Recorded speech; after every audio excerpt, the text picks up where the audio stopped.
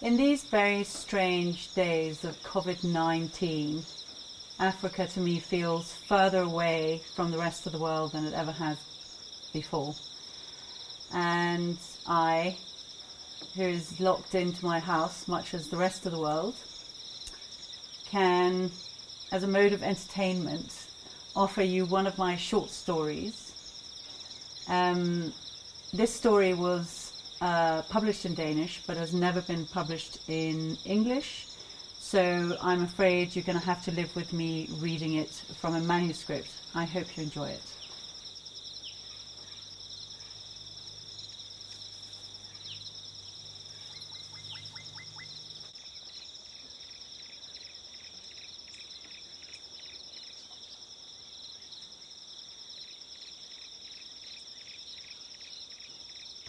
Looking at Harry.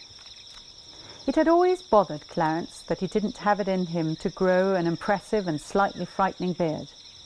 He would have liked to return to Europe after a safari in Tanzania with a bronzed forehead and a beard that made him look as if his soles were harder than the thousands of miles of African crust his feet might have chafed. It would be a testament to his civilized and dull everyday life back in the real world, that he had spent time where water was scarce and mirrors were unnecessary luggage. Whenever he really had been separated from his razor for a few weeks, his right hand would every now and again automatically travel to the sporadic patches of soft brown hairs starting to appear on his cheeks and neck, to check whether age would be the happy factor to finally draw his wish from his chin. But so far, he had had no pleasant surprise in that respect, and he was already 45 years old. Now, sitting here in the African midday sun, on what could easily be called the most horrible day of his life, he momentarily loosened his white-knuckled grip of the rifle to find those fuzzy patches with stiff fingers, this time like a terrified child, searching for something he recognizes as normal, and therefore good.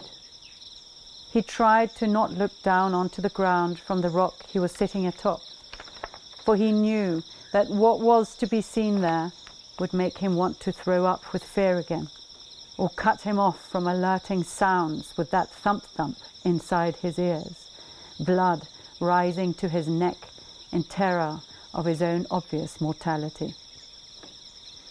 Until that morning, Clarence hadn't felt death any more clearly than any of us who talk of not being scared of it or being very scared of it.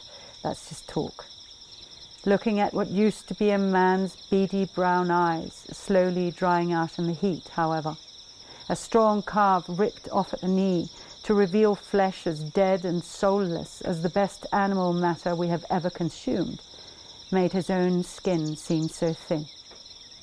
Harry's pair of striped pyjama trousers made for peaceful sleep, with blood blackening and forming crusts at the torn edges in the hot, dry wind, were a protest against the reassuring murmurings life quite naturally cuddle us in to convince us that we are all that is opposite of death, and here instead shouted, "No safety net is to be found, so there." Clarence, violently struck by the blunt fact that Harry wouldn't get up and laugh suddenly, though his tongue hung out of his mouth like that of a child pretending to be a dead cowboy, shivered like a bell that has deafened itself and understood that it's hanging in a ceaseless span of silence all at once. Then a Hildebrandt starling flew in their direction and landed on Harry. Clarence didn't actually see it touch down, but knew from its sudden fall out of a straight flight line. He imagined it dancing on Harry's body. He envisaged how it tapped back and forth all over him on stick feet, as coldly as innocence. That thought was too much, and he couldn't help himself after all, and threw down a glance in anger, with the intention of hurling a stone at it. But the bird was doing no such thing, as he was imagining. It was sitting in a bush behind Harry's shoulder, so obviously not part of the scene. It was a bird, that had randomly landed there, one place as good as another for a rest. A moment later, it took off again, none the wiser. Harry's eyes were dry now, veiled in a promise, a dead, quiet, dry pause before the rot. They had met in England at school when they were both 8. When he was 16, Clarence came back to Tanzania with Harry for the first time. They grew so much closer during that holiday. The mutual liking they had had for each other ever since they both found themselves behind the church flunking physics, knowing that the confused teacher wouldn't notice, then took that clear shift into the beginnings of a confident friendship. Clarence had never spoken to a black person before he arrived in Africa, simply because there never were any around in their school, in his home or in the village, and he was fascinated to be in the middle of a continent full of people who to him symbolized great adventures and untouched beauty in an uncomplicated mixture. When he had landed for the first time in Kilimanjaro airport, he knew very quickly how right he felt in Tanzania. It was late at night. The air was warm and promising like rich mould. Walking across the airfield to get to the arrivals hall, he was surrounded by nothing but dark skin with bright teeth and a dark sky with the brightest stars he had ever seen.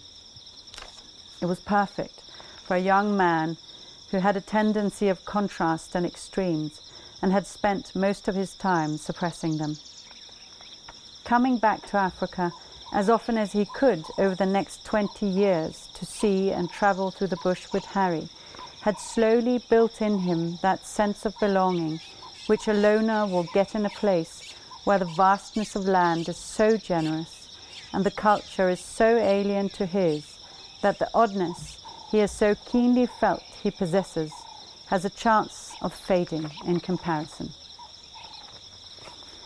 Though Harry and Clarence were two rather different characters, Harry being relaxed and self-assured, both with himself and other people, and Clarence, though he became a successful and hard-working businessman, suffered from having an air to him that somehow offended many people who were never merciful enough to let him understand why. They found a deep friendship in their mutual passion for the Tanzanian wilderness. And though what made Clarence come back to the bush might have been a feeling of acceptance from nature itself, and what kept Harry from leaving there was a sense of purpose he suspected he might not find anywhere else, those differences weren't important. Over the years, on paths crisscrossing the Tanzanian bush together, weeks at a time, sometimes not hunting, or hunting only to be silent together, they became the guardians of each other's growing solitude. Clarence admired that an almost middle-aged man could be so bold as to live from hand to mouth, never worrying about anything further ahead than booking clients for the coming hunting season, that mortgage, health and insurance were words he might have thought about, but hadn't given a place in his life. When Clarence entered Harry's world of dusty roads and worn canvas tents, he too felt a bit careless all of a sudden. His pink skin didn't tan very well, and he was too late for his forearms to develop that skinny, sinewy look that Harry had. But he didn't get blisters on his feet from walking long hours, and he was not a half-bad shot with a rifle. As far as a shotgun was concerned, he was even better than Harry. That was because his travels to Africa and his experience on stalking in that part of the world had brought him an invitation for the odd pheasant or grouse shoot back in England. He was very well aware that most of the people who had invited him to shoot birds over the years did so hoping that he would return their generosity by paving their way into his free hunting scenario in Africa. They all knew of his friendship with Harry, who had become increasingly famous in the sporting world. Many even remembered him from school. But only Clarence could call him a close friend. Harry hadn't been all that social in school anyway. But nobody had ever said a bad word to or about him. He was neither too clever nor too thick in class, and his stubborn self-confidence was obvious to all when he returned from Tanzania as tanned and as strong as a cognac. They respected him from a distance. They wouldn't have dared to confront him then, and even now, when they were all grown up, nobody would have ever thought of actually contacting Harry directly. Clarence accepted the invitations over the year, knowing what it was they hoped would finally happen, but he kept Harry to himself, thinking that he deserved to. Dinner after dinner, he would tell slightly exaggerated stories of his new adventures with Harry, just to keep the flattering invitations coming.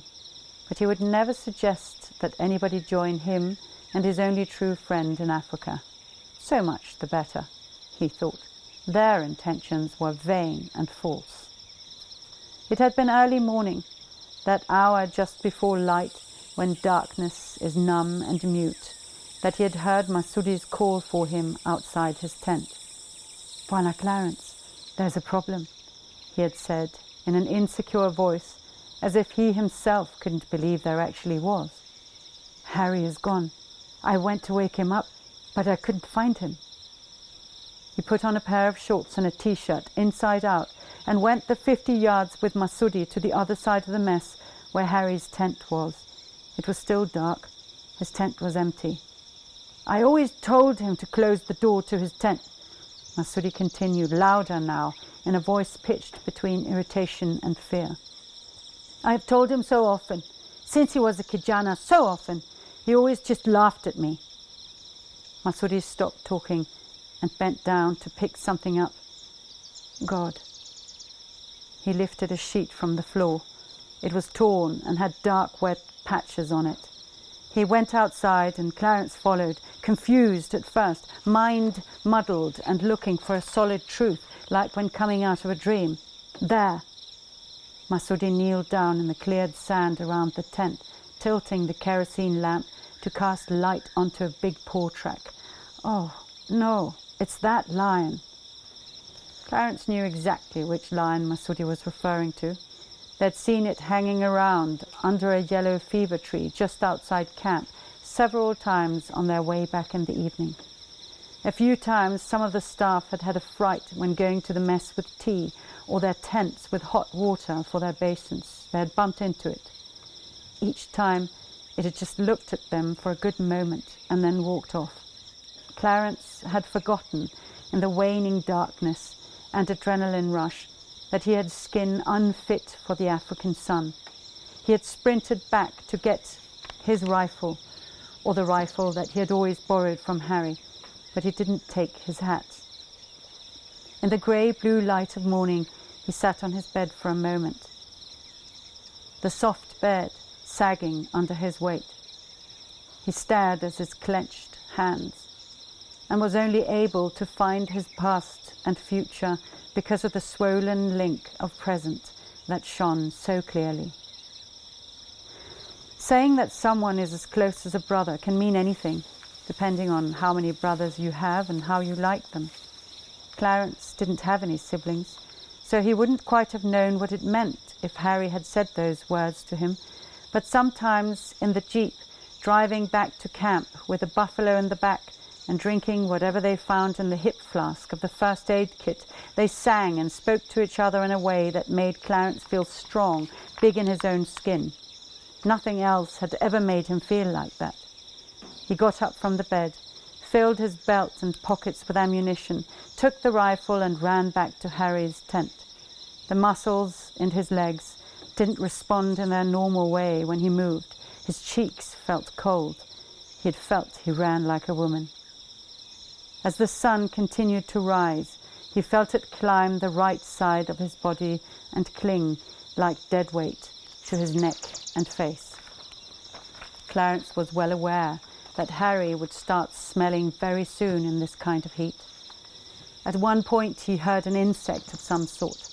As it approached, the sound of buzzing changed, was amplified by its entering a hollow space, and then went quiet. Before Clarence could make himself look to see if it was inside Harry's mouth, he heard it resume its bass murmuring as it buzzed off and away. There was still the smell of fresh blood on the black earth, the smell of metal touched by hands. It hadn't yet dried up. It trickled, still busy whitening Harry's cheeks. The smell of blood held upright by the spine of heat, as opposed to that of life. Why had Clarence never dared to sleep with his tent door open? Because he had been scared of this happening to him all these years, that's why. Harry had always said that a lion would not kill you if it could help it. Several times over the years, trying to fall asleep in his tent, he would repeat Harry's words to himself. Man is not a lion's natural prey. It will only kill a human as a last resort. But he had also told him that man-eating lions did exist, and that the only way of having a fair chance of getting them was to sit and wait by the man it had killed. It would return if you were lucky. A man-eating cat is more than often far too clever to fall for a normal bait like a goat. Once it kills a person, you can only hope that it gets a fat one. Gives you a few chances. He had laughed loudly when he had said it and added, "Can't trick a clever cat. It's a bit like Zara. I once tried to thin her vodka with a bit of water. Not like she keeps it in the freezer in camp. I swear, she hadn't even tasted it before she knew. I'm sure she'd smell it when she's stuck the old nose in there." Poor old Masuri got blamed at first. When I got back, I told her, of course. What a nightmare. He had been sitting on his left leg for a long time. It was completely numb. He straightened it out very slowly, trying to be as quiet as possible. He knew that chances were that the lion would see him before he saw it anyway, though he had made some quick arrangement of a few leaved branches and though the wind was in his face. If it came from behind him, he wouldn't have a chance of a shot, but that wasn't so likely. A cat would react to the tiniest sound, a crackle of a piece of paper, his foot scraping against the ground, any minute metallic sound, especially this one, would be alert. It hadn't succeeded in what it did without being a very clever and careful lion. What had it done? Was this real? Was he really sitting here by Harry's body? He being dead, dead, dead. Actually more than dead, because he was still there, twisted in an unnatural position. He was on his back, one arm stretched out above his head, as if waving to someone. Clarence recalled how, without looking again, he would surely remember that gesture for the rest of his life. He thought that maybe he would throw up at the sight of someone waving like that from that day on, in airports, on trains and taxis. Maybe he would have to tell everyone never to wave at him or near him again. Harry would have done this for him, Clarence told himself. He wouldn't have let that lion get away. Clarence decided to sit there for as long as it would take until the lion appeared, and then he would shoot it and bury them together. That way Harry would at least be buried in one piece, intertwined with the essence of what he had lived for. A lump in his throat appeared and grew as he imagined the damp, dark, deep hole they would have to dig. The lion would be thrown in first, so there would be no thud of Harry hitting the hard bottom. He shook his head slowly to try to get rid of that image. And then he would cover them with branches. He couldn't allow for Harry to have black cotton soil thrown straight on his face. He would have to wait for Zara, though it could hardly do her any good to see him like this. He would throw in his rifle as well. Harry's mouth was wide open. Clarence wished his face was turned away, but he wasn't going to touch him. He really did not want to touch him, but he also knew he shouldn't. It would disturb the scene and maybe alert the lion before he could get a chance to shoot the damn thing. It was as if Harry belonged to the lion now. Everything had to be done on the terms of the lions. Clarence met terror for a while. There's no other word. He went through a wave of terror, that is, because you can't stay terrified for too long. The mind simply won't let you. As if manually pulled on a rope, his emotion was gradually overlapped by anger, and he was hoisted up from the blind depths of terror. Why do you always try to be such a smart-ass, Harry? He'd been competitive for as long as Clarence could remember. Actually, to call him a show-off is not true, he thought. He only ever competed with himself. He often said yes to challenges from the other boys, but that was merely an incentive, a driving factor. Even that time when he almost drowned, or actually really did drown, but was revived by the school doctor, it had been himself, he contended. They were 10 then. Clarence hadn't been part of the competition, he'd just been watching. Not that he wouldn't have under normal circumstances, but that day he was recovering from a cold, verging on pneumonia, and was under no circumstances allowed into the pool. He could have probably done it anyway, but he had no desire to whatsoever, and made this quite clear by putting on a big muffler, though it was a sunny June day. It was just before the holidays, and a few of them had been talking about free diving and spearfishing. Harry did a lot of spearfishing off the East African coast, he had told them, and so did Simon, though it was for pike in Scotland. The only thing Clarence could add to the conversation was that he had once read about these pearl divers somewhere in the Far East who used to free dive all the way down to the bottom of a very deep sea regularly, and that they'd been doing it for so many years and so many generations that their lungs were double the size of normal people's. The article had also said that one of these divers dove straight into the jaws of a great white shark one day. He survived, miraculously, but had a scar circumferencing him chest, arms and back. On the picture you saw his torso. He looked like something stitched together by Dr. Frankenstein. That's when Simon and Harry got the idea of seeing who could stay underwater the longest on a lungful of air. The winner would be the one who had stayed underwater and swum the longest in combination. Harry won, as far as staying underwater the longest, though the last seconds he didn't move forward, but downwards, in a very sinking way.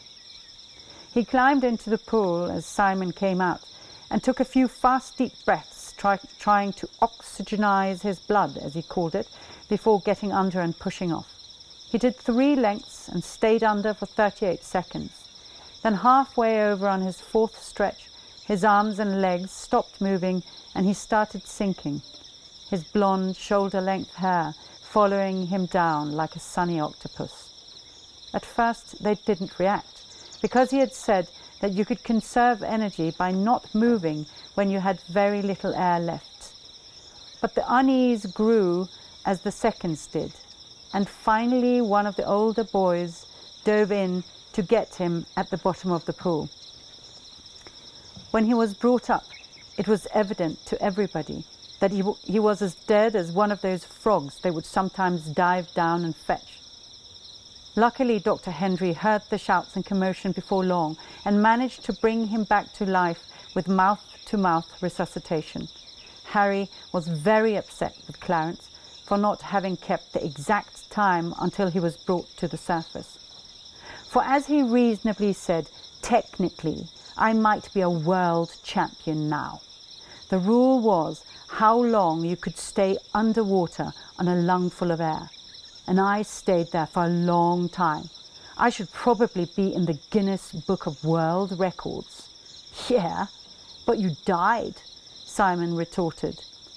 Clarence smiled to himself, thinking back at that serious, tight face, his small, sinewy body, and how he had looked at Simon with a 10-year-old's gravest expression and answered, "So I died for nothing."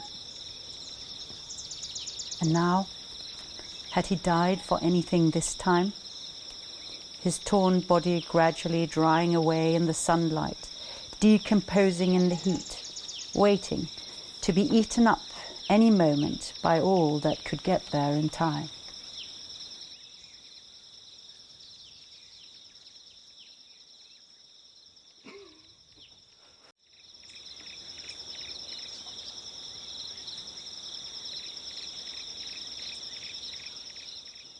It was very quiet. Clarence tried to remember whether there were not normally more birds chirping, but he wasn't sure. In that case, it could mean that the lion was nearby. There was an old fallen yellow fever tree trunk just in front of Harry. Maybe the lion had left the body there to hide it a bit from other predators.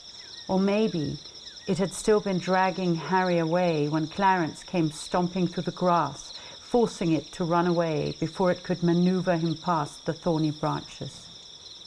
There was a lot of grass. A small opening where the tree had fallen, the rock where Clarence was sitting. The rest was just yellow grass, about the same height as the maybe world record diving champion was at the peak of his career. Suddenly, there was a rustle behind Clarence, and he put the gun to his shoulder and swung around. He could only see grass. There was no gentle breeze to make it sway softly. It stuck straight up from earth in an unforgiving posture. He didn't lower the gun for a long while, but sat with it pressed to his shoulder and cheek, waiting for the thumping in his chest to quieten enough that he could hear anything. At one stage, he thought he was picking up the sound of short, sharp breaths, like a low panting, just on the other side of the wall of grass somewhere. How far? It had never been possible for him to hear how far away the roar of a lion came from, even after all these years. Sometimes, when he had thought it was near, Harry had told him it was several kilometers away, and at other times, when he thought it was far, Harry had told him it was no more than maybe 35 meters away. Apparently, they had all sorts of different roars and sounds depending on the situation and why they were making a sound at all. Their voice will tell you what they're up to, he'd said. Yeah, right. Knowing what they were up to was clearly not what Harry had. Fuck him, the arrogant bastard, thinking he knew so damn much about the animals. He'd obviously been clueless, completely and utterly clueless. Did he sleep with his tent door open just to show everyone that he was some kind of damn Tarzan, king of the jungle? His hands had looked so competent. Clarence had to throw a quick glance before he could stop himself. The one hand he could see was half closed, clutching some coarse, long hairs from the mane of the lion. His fingers looked dirty. The skin on his hand was still brown, though his face was waxen white.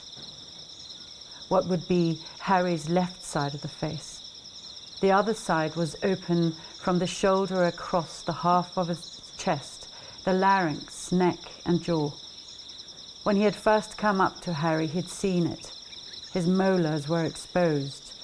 One was missing. A hot wave like porridge running upwards streamed out of Clarence's throat, and he just had enough time to bend sufficiently far away that he didn't vomit on himself. Whatever little was left in his stomach ran down the side of the rock. Damn it! He had to get it away somehow. The lion would never return where there was a stench of puke. Or maybe it wouldn't be able to differentiate between the smell of his stomach contents and Harry's. The thought of that made him want to retch again, but he managed to control himself. Better try to cover it with some dirt, though, he thought, and started sliding down the rock. There it was again, that hissing through the grass of something moving. It was definitely very close now, whether or not it had been a moment ago. He froze like that, sitting on his haunches, both feet at an angle down the rock, lifted the gun again and pointed it in the direction of the noise.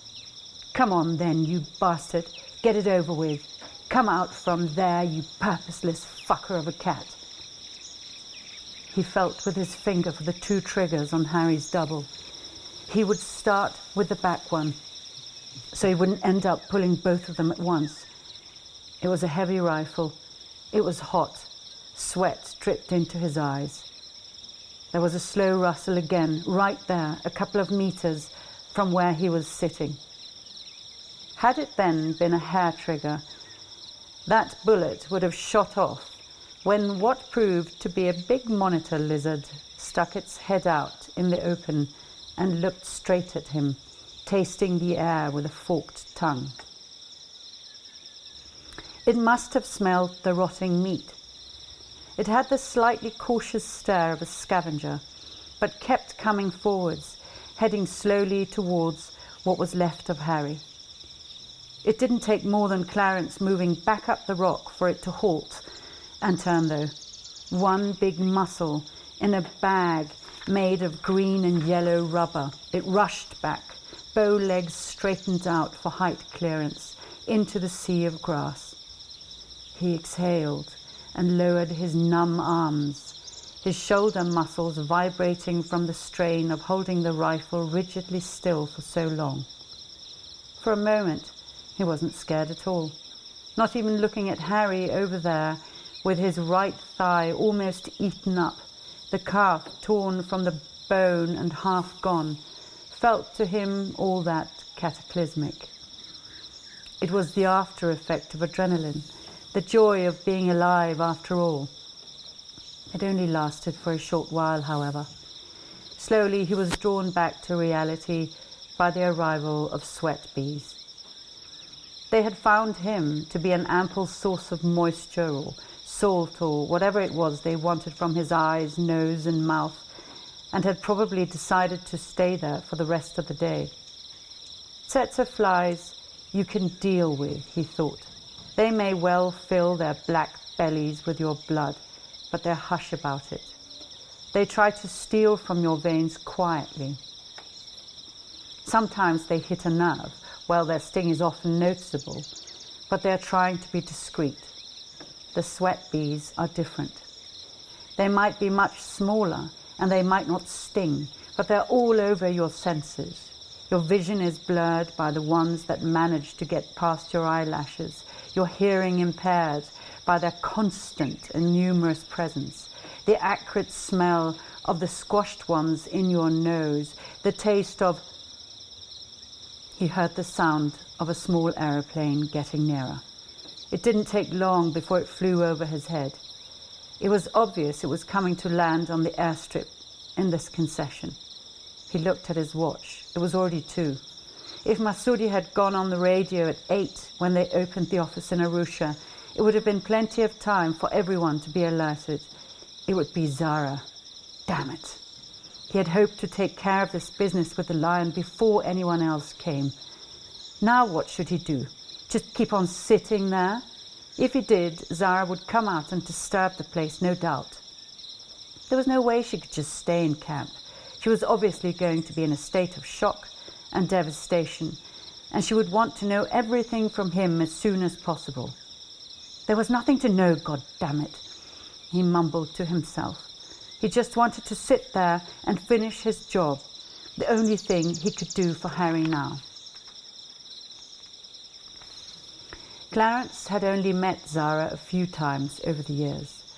Often he would meet Harry and Dar, and they would go straight to the bush without pause. The last time he had seen her was 2 years ago. He remembered her as an attractive woman of 35 or so, with silky blonde hair with a tendency to curl, child's hair, and a slim figure. She smoked like a chimney and drank a lot. They'd never really had the opportunity to get to know each other at all, but he remembered sometimes catching Zara looking at him with an almost scornful look on her face, always blowing smoke or pouring a drink of some kind down her throat, like a steam train. Clarence felt she'd never offered him a drink in their house, had just poured herself one and what? Waited for Clarence to help himself or for Harry to come and do it, or the staff?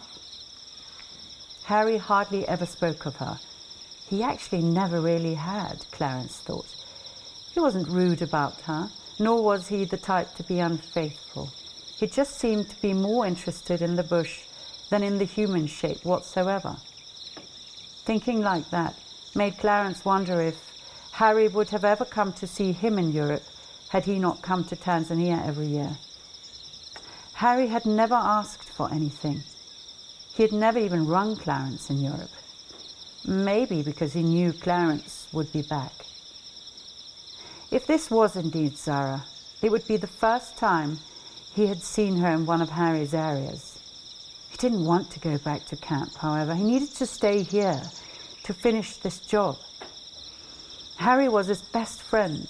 He couldn't possibly leave his body like this. He would have to wait for the lion and then get the rest of the body back to camp. He considered sneaking back to camp and telling Masudi to not let anybody disturb him. But he couldn't do that. It was her right to do what she wanted. It was her husband. And just because Harry had never really spoken much about Zara, it didn't mean that he didn't love her. Harry hadn't been difficult to find. All Clarence had had to do was to follow the trail of blood until he found him. He didn't follow a spoor of drops like a wounded animal would have left behind, but one long streak of blood over the bent grass, like a giant bleeding snail having dragged itself to here. It couldn't have been more than a few 100 meters from camp, maximum half a kilometer. As they came up to his remains, Masudi sat down and started praying. Clarence saw an image of Harry laughing, like he'd been just the other day, sitting on the spare tire in the back, his feet up on the frame of the pickup truck. Masudi was driving and they were sharing the whiskey in a hip flask he'd dug out from the medical box behind the driver's seat. Gotta drink it sometime. We can't wait for someone to be in pain for eternity, don't you agree? He said, and took a huge swig, throwing his head back like a pelican swallowing a fish, and almost lost his balance, falling backwards off the car. Almost had a bit of preventative medicine there. To think that I'm that clever that I can turn the whiskey into a prophylactic, outsmarting my own fate even.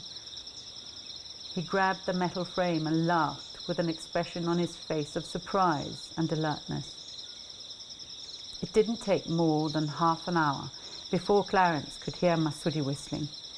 It was the kind of uninterrupted whistling that was meant to sound like a bird, to tell Clarence that he was coming. It couldn't have been 10 minutes later when he stood by the rock. "God damn it, Masudi," Clarence whispered out of sheer frustration of the situation. "What would you have done if the lion had been here somewhere? Cut its head off with your panga?" He gestured towards the bush knife in Masudi's left hand. "It's Mama Zara, please. She wants to talk to you." "And then I'm supposed to just leave Harry here? What if the lion comes back?" he hissed. "We will take him with us. We won't take him with us. This is the only way we'll ever get this lion. I leave here for half an hour and you can keep watch. Point the rifle straight at the lion. If it comes, and just pull the trigger. This one." He didn't wait for an answer, but turned his back towards Masudi and started walking back to camp.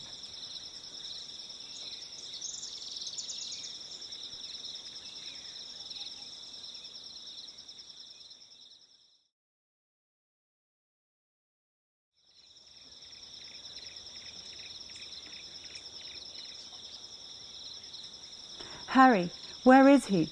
I need to see him." Her eyes were very blue in her pale face, her eyelids puffed up and red. She was as tall and skinny as she'd always been, very broad shoulders, and the rest of her all vertical lines, like a flimsy dress on a steel hanger. "Oh, Zara, I'm so sorry." Clarence took hold of her shoulders. Her arms hung limply down her sides when he embraced her, and she didn't move her feet when he pulled her towards him. "Come and sit down. Have a drink first, Zara." She pushed him away and looked towards the mess, shaking her head slowly. "I don't need a drink right now." There was almost hatred in her voice. "I need to see him. Do you understand? I need to see him right now. That is all you need to do, to take me to him." "I will. I'll have a glass of water." She walked towards the big open mess tent. Clarence followed her, relieved that she wasn't already on her way to the body, destroying their chances of getting that lion. Inside, Josfat, the camp manager, offered his quiet condolences. his black face neatly arranged in parallel folds of pain and sorrow. Zara took his hand and thanked him. Then she slumped herself into a dark green canvas chair and asked for a double vodka. There wasn't any tonic, Josfet explained, and she had asked for a glass of red wine instead. Did it happen quickly? Clarence considered her question for a bit too long. You weren't there. What did the tracker say? What did Masudi say? Zara continued. He said he died quickly, one bite, without even waking up. Soundlessly, Josfet appeared back at the table. He folded a white napkin and put it down with what to Clarence seemed like obscene patience, as if he with his paced movements could slow down time, could calm down reality. Zara whisked the napkin off the table and tore at it until it ripped. She then threw it on the floor with a whimper and drank down a good half of the glass, and only stopped then because her too greedy gulping brought on a cough. Tears streaming down her face, she croaked, "Some people say that one shouldn't see a person you love when they're dead, that it's better to remember what the person looked like before. I think you don't want to see him like this." "Where is he? Do you think I should go and see him?" "I don't know, I'm afraid. It's just his body." "You really shouldn't go and see him. It's unnecessary." "Yes, you would know what's necessary, would you not?" She drank the remainder of what was in her glass and threw it on the floor, hard. It didn't break. The floor was plastic sheeting on top of the soft sand, being no more than 2 stone throws from a dried-out riverbed. Her jaws clenched when she walked past Clarence out of the tent. Clarence got up after a moment and ran after her. He was worried that she had gone out to look for Harry without him, but on asking Josfet, he told him that he had seen her walk over to Harry's tent. Zara was lying on Harry's bed. It struck Clarence that it was strange to see a woman lying there in the foldable canvas bed. It seemed like an intrusion, a non-indigenous animal. She was lying on her stomach, with an arm hanging down and her hand touching the dark green plastic floor sheeting. Her head was turned to the room, but her blonde hair was covering her face. He sat down on a big wooden box opposite the bed. "I have to go out there again, Zara. I couldn't live without knowing that I had tried to find that lion. I need to kill that lion." "I painted those," she said in a voice muffled by the blanket, and lifted a limp arm to point at the box Clarence was sitting on. "I used to think that if I helped him to get out here, that he would miss me once he was here. You know, like they say that you must set the ones you love free. I always thought that it meant they would come back to you willingly. I thought that's how it would be. But it's not like that, is it? You can't set someone free or not. People just do what the hell they want. The rest is just bullshit that they tell you to stop you from being irrational. Harry loved you. You know, in all the years I knew Harry, I don't think I ever heard him speak about any other woman than you. Harry wasn't capable of loving a woman, Clarence. I loved him, and he stared back at me with blank, calm eyes. He was always so calm, wasn't he? I'm sure he was calm when the lion came. Even that box showed more signs of distress over time. Look how the paint is peeling off from being hauled in and out of the house." Clarence looked down at the box. It was a dark green colour and black letters with his company name, Harry A. Fletcher Safaris, carefully stenciled across it. On the corners of the box and the lid, the paint had started to come off. Zara sat up and started crying. Harry was supernatural. He longed for nothing. "Dear Zara, you're in shock. You should lie down. I'll go and get your drink. What would you like? Can't you just call someone? I don't want you to leave just now. Call for someone. Call some person for that box wine or something. I don't care. I just need something. Don't leave me. I should go and see him," she suddenly said in a shrill voice, and wiped her nose at the back of her hand, undid the elastic band in her hair and redid it half-heartedly in a messy ponytail. "Zara, I will go and get your drink, and I will sit here with you for a while longer. But please, don't go to him. There's no reason. It's not Harry you will see." He saw Josfat from far off and called for him to bring a glass of wine for Zara. She lay down on the bed again and looked into the canvas ceiling, holding a pillow to her chest. She didn't speak loudly, hardly moved her mouth. The way she was lying tightened the skin on her face and made her cheekbones stand out. He was always leaving. There was such pain in his eyes when I told him that I needed him. He hated me for needing him. Do you know, it made me hate nature at first. I tried to compete, the nature I could offer him against what he could find out here on his own. But when I got pregnant with his child, he didn't budge. Not even the thought of his own child made him budge. I tried to tell him that he would never have a piece of what he could find out here. The closest he could have was here, growing in my belly. It was pathetic, I know. And I understood anyway that I couldn't touch whatever it was he wanted out here. I had an abortion. He went through the whole thing with me, smiled at me and gave me presents to cheer me up. He even followed me all the way to the theatre. And the whole time they rolled me through the hospital, I thought he was suddenly going to stop it. But he just kept on looking at me with his warm brown eyes, smiling at me, holding my hand. Even when I had an affair last year, he told me that he understood and that it was because he was away so much. He told me that he loved me even then. I hated nature, even when he spent time with the dogs and at home. You are not my friend. Harry was different, but he was a good man. When somebody is always so blatantly calm and kind, they're nothing at all. They're dead, if not something more sinister. Here's your drink. Clarence pointed towards Josephat, who was on his way to Harry's tent, balancing a glass full to the brim of red wine in one hand and the box of wine in the other, and decided that he didn't want to listen to this anymore. His best friend was lying out there half-eaten by a lion, while his wife was tearing his soul apart. I'm leaving now. I have to go and find it, Zara. I couldn't live without taking care of... Are you leaving?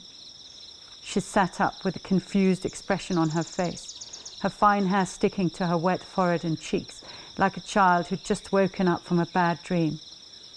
Josephat offered him a gap by arriving at the tent with her drink, and he walked off. It was about 3 o'clock when Clarence was yet again at the rock. He took the gun from Masudi, who gave it back to him without a word, and slipped down and away from the scene as tracelessly as had he merely been in bad memory of himself. Once Masudi was gone, Clarence climbed up the rock and got himself ready again. He was a bit worried that all the walking back and forth had disturbed the chances of the lion returning. But on the other hand, he was aware that this wasn't a lion like other lions. Obviously, it didn't care much about human commotion. He noticed a small black cloud surrounding Harry that hadn't been there before, and realized that they were flies, the onset of maggots. Harry had taught him that if you were in the middle of the bush and somehow got a big flesh wound, maggots were not your enemy. Maggots only eat dead meat. But here they would just keep eating, he thought. And then he cried. Tears and snot, spit and a rasping grunt crowded to get out of his face like had somebody opened all the gates to a zoo of emotions. Tears got stuck in his stubble and he wiped them away with indignation, though he had kept them so very safe up until then. He was not Harry. He had never been Harry. He was not a man to do this on his own. It should have been him down there. At least then the job would be done well and Clarence would have been buried with honour. Sometimes Harry had laughed at Clarence. He hadn't laughed at him in a vicious way. It had been in such an effortless, cheerful fashion, as if his ability to laugh at Clarence had been so handy that he could reach out for it any time. There was a naivety to that laughter that made Clarence feel that he was so obviously wrong and cumbersome in what he was doing. Like the time all those years ago, they couldn't have been more than 18 at the time. They'd gone rock climbing together in Cornwall. Clarence had somehow got himself cornered on a ledge. They were not all that high up over the ground, but far enough that he could have broken something had he fallen down. he had hesitated to call for Harry, who was only just slightly above him, to tell him that he was going down again and that he would wait for him down there. Harry had looked over his own shoulder and laughed in that merciless way.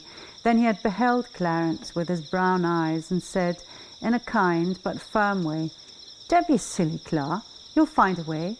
I'll come down and help you. Just wait there." Steadily he had made his way down to Clarence and reached out a hand.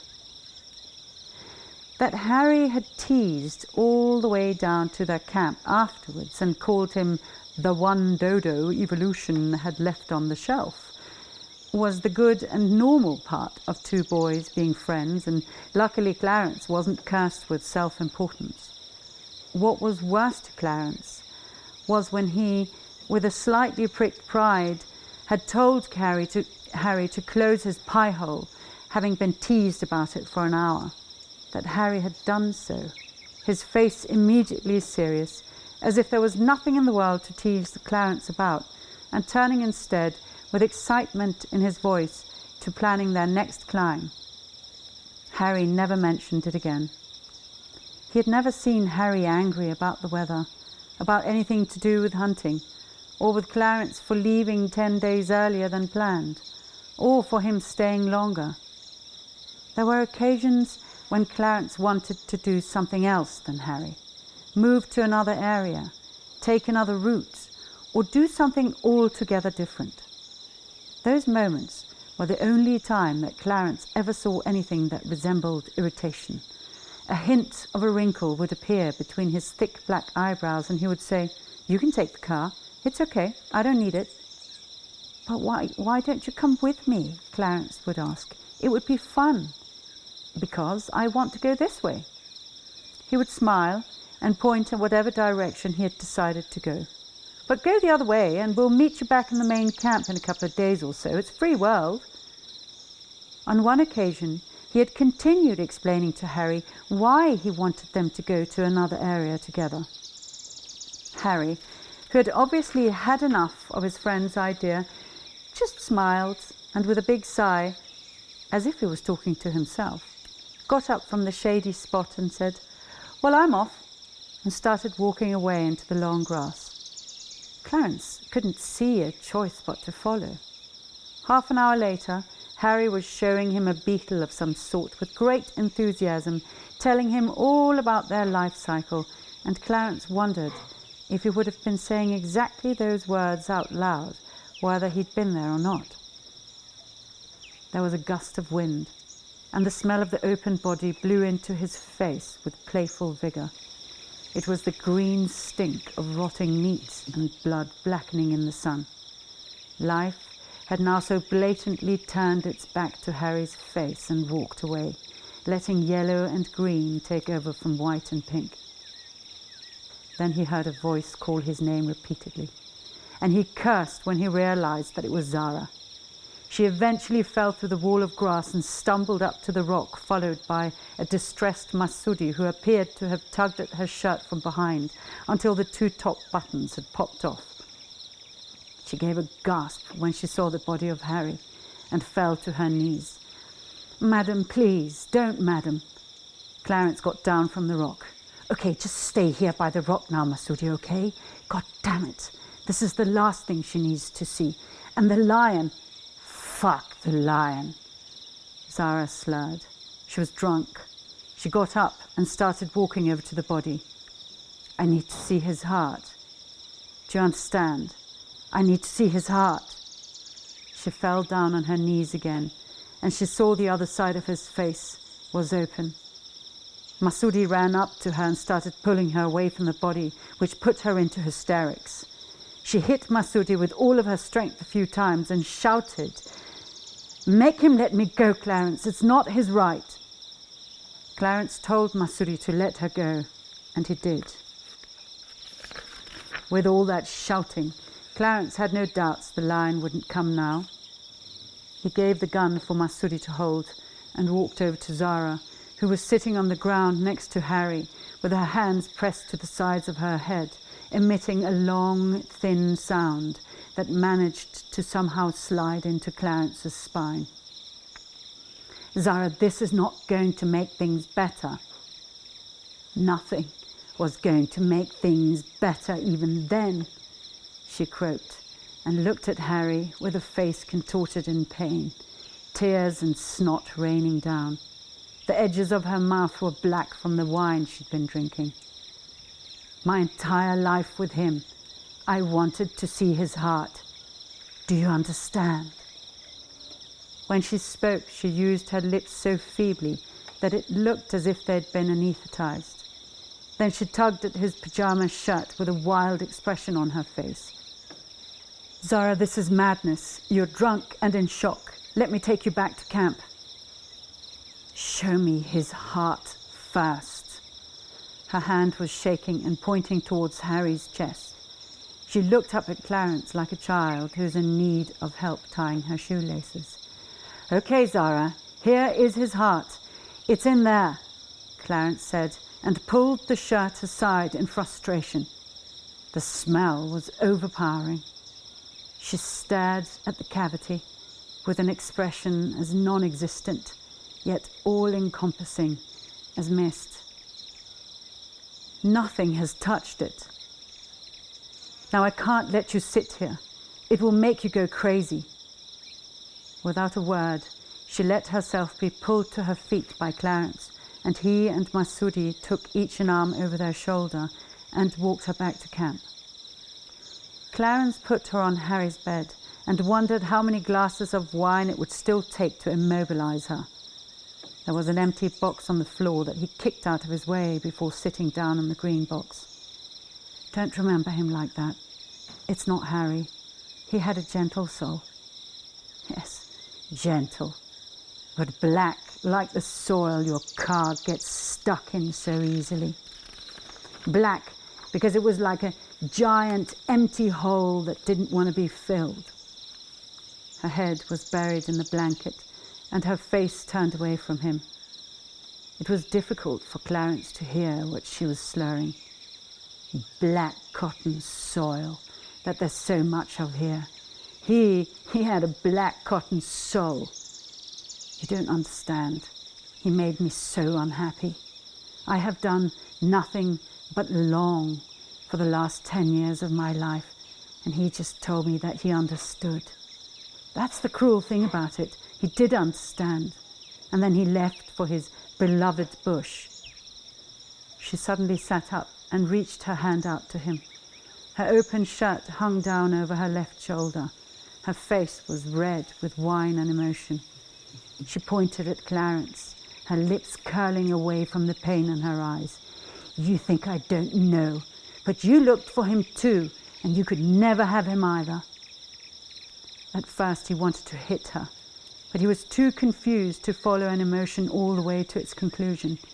Instead, he went over to her bed and sat down next to her. He took her by her shoulders, thinking there was nothing wrong with two people like them needing a bit of nearness in a situation like this, and lay down with her on the tiny bed. He wouldn't have minded, she said and wept, holding on to him tightly. That's the whole point. He wouldn't even have cared. He kept feeling her desperate way of holding on to him before she had fallen asleep, the warmth of her soft breasts against his back, even now that he was back at the rock. It was 5 o'clock in the evening. Harry's body hadn't been touched by anything but insects. Clarence longed for darkness and cold to cover it all up. He wasn't scared anymore. He would sit there in the darkness too if he had to, as long as he didn't have to stare at that face anymore, as long as that stench would leave him alone. He knew he would never be rid of that smell. That rotting thing on the ground had stopped being Harry now. He wasn't afraid of looking at it anymore. It was a swollen piece of flesh alive with insects. When he listened carefully, he could hear the clammy sound of millions of tiny little creatures squelching around in his insides. He kept seeing Zara's intensely blue eyes looking at him in that desperate way. The day was starting to cool. There were 2 hours until sunset. He didn't think of much for the first hour, at least when he looked back at it, trying to reconstruct that day He couldn't remember what murmurings might have passed through his mind other than his relief at the sinking of the sun and the gradual quietening of the insects and birds. Then all at once, looking at Harry and himself and Zara, it all seemed so clear. So that when the lion came walking through, as quietly as anything, with no commotion at all, as it did, he didn't panic. He sat quite still there on top of his rock, with his rifle pointed at its head as it pranced straight past, no more than a stone throw away. The lion knew perfectly well that Clarence was there, but chose to ignore him. The lion's big bones and muscles moved so smoothly, as was its golden skin merely thrown over it to hide the perfection of this machinery to the jealous eye of nature's lesser creatures. It was of course meant to try to charge him or growl at him in the least, like any other lion would have for someone being so close to its prey, but it didn't. It merely walked over to the other side of Harry, facing Clarence, ears back, teeth showing. After maybe half a minute of doing this, it took Harry by the neck and lifted the top half of his body off the ground, still keeping Clarence in its line of sight, and slowly walked backwards into the long grass, carrying its prey with it. He came back to camp when it was already dark. He didn't hesitate, but went straight to Zara's tent, undressed in the dark, and crept into her bed. She was still wearing her clothes and smelled of vomit and wine. He pushed the hair back from her face and kissed her cheek. He shuddered by the thought that the lion was at this moment crushing his best friend between its jaws, and pulled her closer. "What happened?" she asked. Her voice sounded drugged and lifeless. "He's gone. I think he's finally part of what he was looking for. That's more than most will ever have. Maybe we will too." "I don't understand," she answered, and half sat up. "Well, you'll just have to trust me on that one," Clarence said, and pulled her back into bed.